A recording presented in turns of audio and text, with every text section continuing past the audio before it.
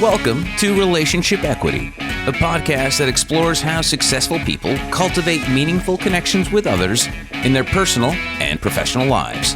Learn from the stories, insights, and advice of leaders, innovators, and influencers who have built strong bonds with their teams, their customers, their communities, and their families. Here's Richard Walker. I'm back with the speaker and consultant Mo Bunnell. We've been talking about the transformative power of prioritizing others in both business and personal life, exploring the science behind successful givers, and practical strategies for building lasting relationship equity. So Mo, I want to talk to you about your books. How did writing your first book, The Snowball System, come about?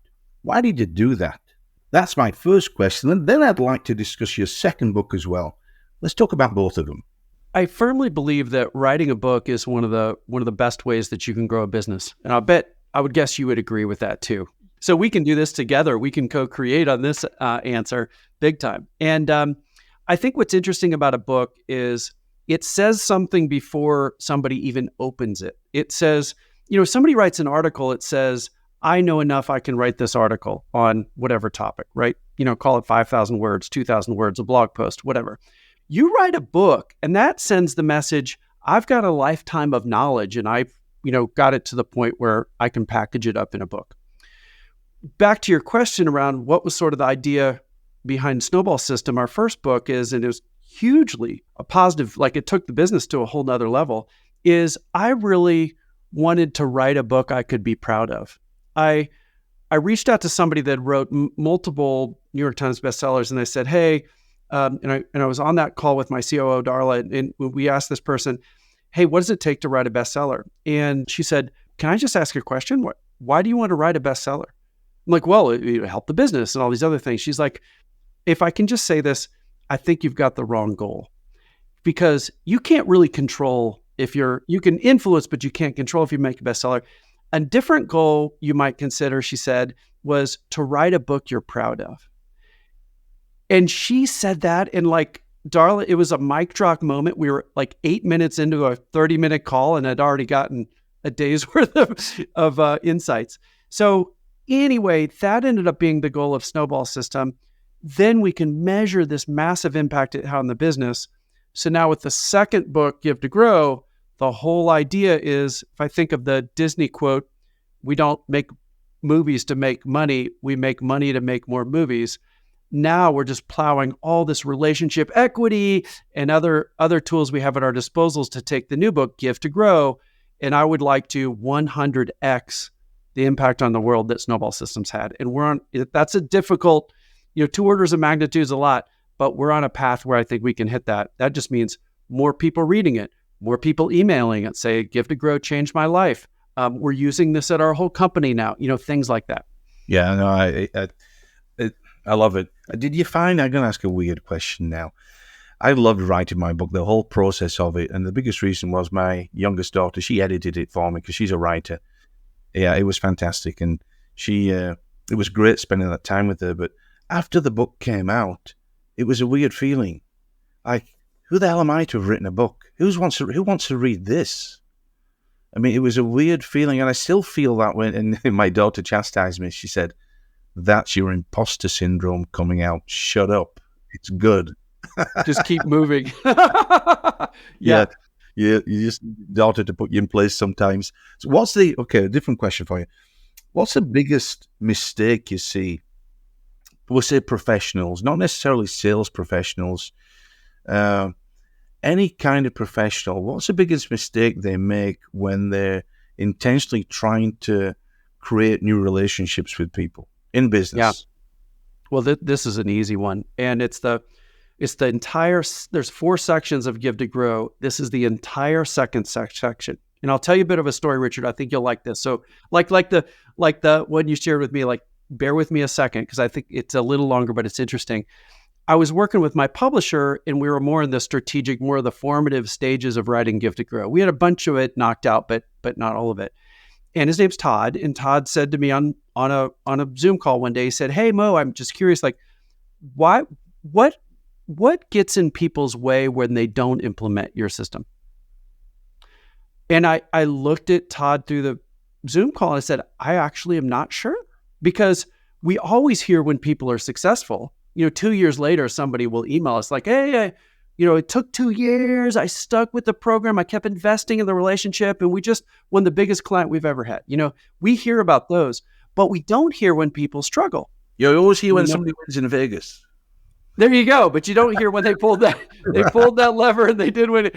I lost $2,000 in Vegas. Let me tell you, nobody does that. So look at you. You're adding humor. I see what you're doing, Richard. I'm happier. I like you more. So we've spent 8 months asking people in every workshop we had. We got 20-some facilitators. Everybody's asking this one question at the beginning of each workshop. Think of a time when you wanted to reach out to somebody, but you didn't. Everybody gets that in their head. And we say, write down exactly why you didn't. And Richard, we collected those verbatims for months, and we kept going until we didn't hear anything else. And then we synthesized them. We didn't know if there were 7 things that got in people's way, 3, 22. It turns out there's 5 lies that get in people's way. And this is what causes all the trouble. And then the book Give to Go, obviously, list those out and what you do. So I can go into a couple of those if you want, or I can give us a couple. I don't want to give the whole book away because everybody should buy it. But give us maybe the top 1 or 2. Yeah. Here, and I'll actually read some of the verbatims because they're super interesting. Yeah.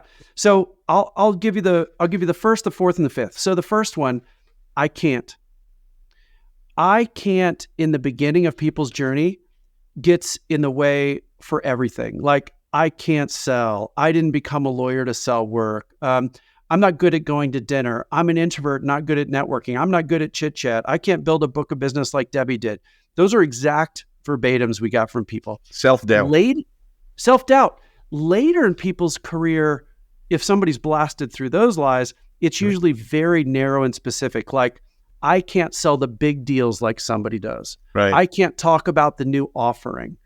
I can't give speeches at conferences. It ends up becoming a little narrow thing. But lack of confidence. Exactly. So the way to overcome this first one is Carol Dweck, sort of the researcher that's most known for having a growth mindset. She has this amazing hack. She says, whenever you say, I can't do something, just put one word on the end of that sentence. Yet. Yet. I was going to say now.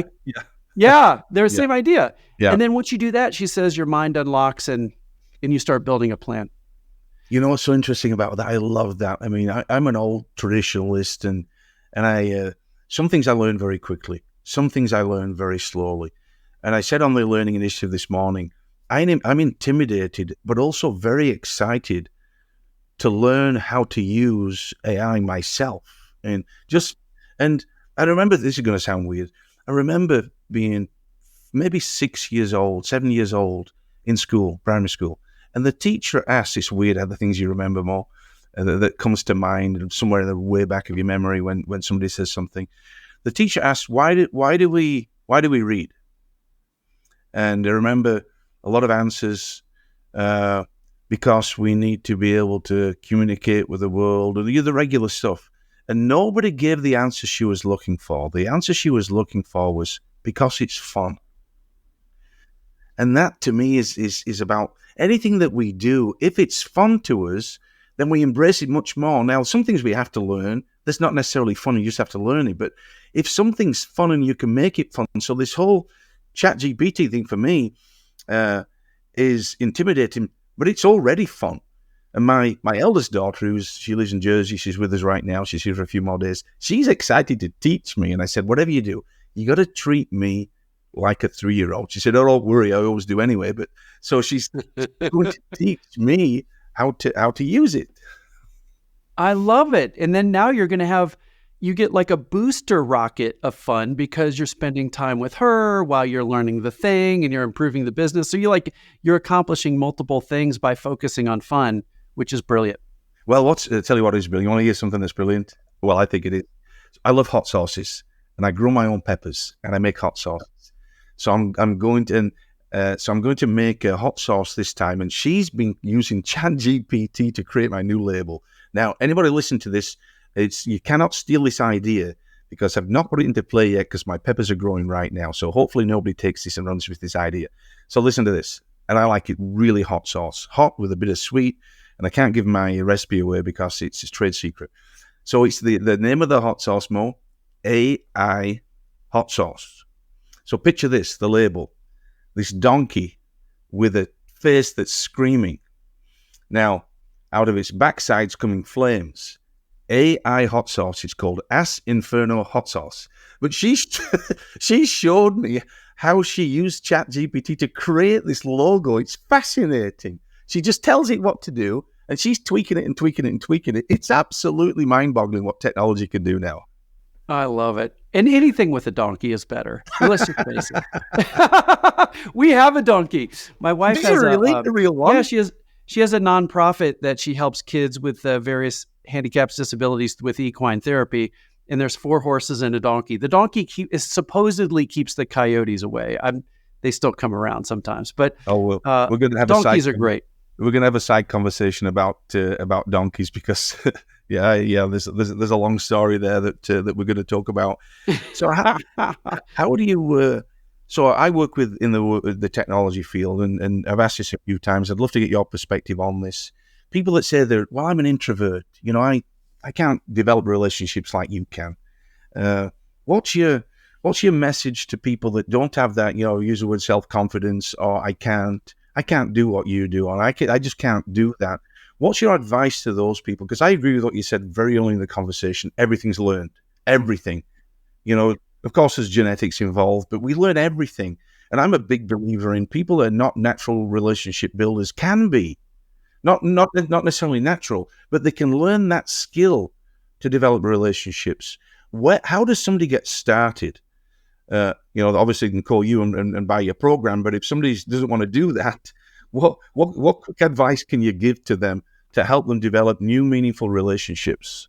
Well, I will give sort of a practical next step, but I'll answer the question too. There actually is a free course. They actually can call me in a way, because if somebody goes to givetogrow.info, INFO, there's a free course that supports the Give to Grow book, and we build it so you don't even have to buy the book to get the course, and it gives answers around this exact question of how to blast through the lies. That being the 5 lies, that being one of them. So givetogrow.info is where people get it, but and there's no charge to it. But the very practical answer to this is there's actually research in the literature, and it actually a researcher looked at introverts, extroverts, and a middle group called ambiverts. I actually test out right in the middle. I was an actuary. Yeah, it's basically introversion, extroversion, air quotes around that is a normal curve. Well, the chunk of people in the middle, which is honestly most people, it's the tall part of the normal curve, are ambiverts. They're a little bit in the middle. And we tend to, in social circles, we say, are you this or are you that? Because there's a lot of assessments like Myers-Briggs that are on an odd number scale. So it forces you to be one or the other, but you might be barely one or the other. So the folks that are in the middle are ambiverts. Well, what the research said is that actually, anybody can do this, like we've been talking about, all this is learnable, but actually ambiverts seem to have a little bit of an advantage over introverts who look like they have a little bit of an advantage over extroverts. So it's the folks that have the ability to listen intently, be there in the moment, shake somebody's hand, look them in the eye, have the extroverted stuff, but also go back and thoughtfully think about a response and follow up later and stick with it, that you need a little bit of both skills to be successful. And A, anybody can do it. B, you actually are not everybody thinks they're at a disadvantage if they're not an extrovert. Actually not true. I was going to ask you a true or false question. I think you just answered it for me. True or false? You have to be an extrovert to be a strong influencer. No, not at all. Yeah. Not true at all. Because it's the ability, what we see correlate to be an influencer, to have a big impact on the world, and Give to Grow tells people how to do it, is to thoughtfully think about where you want to take a relationship or an organization or a chunk of an organization, and make consistent progress in bringing people to that change. It's more about having the vision and continuing to be helpful, driving people towards the vision, You can be introvert, extrovert, or anything in between. If you have that skill where you wake up in the morning being proactive and moving towards a destination, that's what success looks like. Yeah, I completely agree with you. Some of the strongest influences I know on the planet, I would most definitely, and they would most definitely put themselves in the introvert category. But they know how to ask the right questions. They first know how to ask the questions to determine what the problem is somebody's looking to solve. And then, and you have to know that to start with, but that's a skill in itself, because often the first answer that's given isn't the true problem. You've got to get below the surface of what the real issue is, and also understand what have they tried to do to solve that problem. Is it a big enough problem they really want to solve? Because some people have got a very high pain threshold, and they might whine and cry all day long about a problem they've got, but not be willing to do anything about it. Yeah. To build on that, one of the chapters in the book is called Fall in Love with Their Problem. And the idea is continuing to dive deep. We actually show how to design the perfect question. I can even share with the audience if you want, but there's a specific Please way do. Let's dig into it. So under the headline of Fall in Love with Their Problem, one of the ways that's really important to do that is to ask questions and then ask follow-up questions. One of the strongest types of questions that correlates to likability and top-of-mindedness is not an initial question, it's a follow-up question, some version of tell me more. So then if we go a click deeper than that, there's a researcher named Dr. Diana Tamira, love her stuff, and she hooks people up to functional MRI machines so you can measure blood oxygenation in the brain. And what she finds is when we're asked a question that solicits something only we know, our personal perspective, that's what lights up the pleasure center of the brain. So if right now I ask you, Richard, if I don't just say, if I want to ask a question around trends in AI, that's been a thread through our conversation, I want to ask it in a way that makes it clear I want your opinion. So I might say something like, Richard, gosh, as CEO of York, somebody who is talking to senior business leaders all the time that happen to also be interested in technology to enable and leverage and improve their business, what do you think? I'm hitting those words pretty hard. I might not do that in real life quite that hard. But I want to say, what do you think is the most important thing for people to leverage AI in the future? Yeah, I understand that question. It's a brilliant question, because it's really forcing me to think about my own experiences with how I'm going to help you. And I would say, well, come to our summit. You learn everything you need to learn when you come to our summit. There you go. I love it. It's a great answer for the audience. What's really interesting, there's an analogy about the cobbler and his kid's shoes, and I can't remember what it is, but I learned this morning in our learning initiative that we as a company are learning using AI internally with our own internal operations a hell of a lot more than I thought we were, because we provide AI solutions to our clients. That's the biggest thing that we do right now. Everything we do is AI. But my shoes have got holes in them apparently, and I got to fix but like my you own said, shoes. But that's okay, because you've got all these wickedly smart people that are out there helping people. Yeah. So, but you're gonna have your daughter ride in on the white horse. So you're gonna ride on the donkey, not the white donkey. The white donkey. I love it. Yeah. Well, you know what, Mo?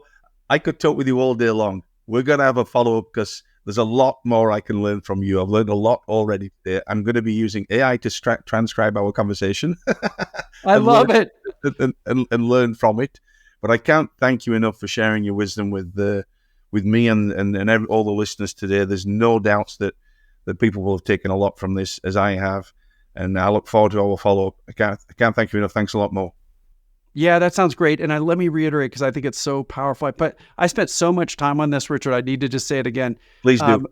People should go get that free course. It's at givetogrowinfo. There's no charge. Say it again slowly, because if you're like me, I'd have to listen to it 3 times. So say it again slowly so people can write it. Hey, go get yourself a pencil now, people, and write this down. Go ahead, Mo. Givetogrowinfo. And if people go there, they sign up right away. They'll get 6 video lessons from me, almost 50 different job aids, worksheets. And it's made to accompany the book, or the book Give to Grow, obviously, or actually work on its own. So it's sort of a no-brainer, because it doesn't cost anything. Yeah. Givetogrowinfo. And that's you living what you preach, because you may well drive some new business from that. You might not. And you know what? I know you don't care. I don't care. You know, I just want to help. Yeah. Yeah. Yeah. I get it, man. Well, yeah. If 1,000 people download that, some small percentage will call us up and say, "Hey, our team needs this." But it's like, I don't care. I want to like create the biggest leverage and scalable things we can do. And I bet we put 100 hours into that, all that course, all the job aids, all that. Like, it is not insignificant. No, it's brilliant. Well, I'm going to do it myself. Again, thank you very much, Mo. We'll catch up soon.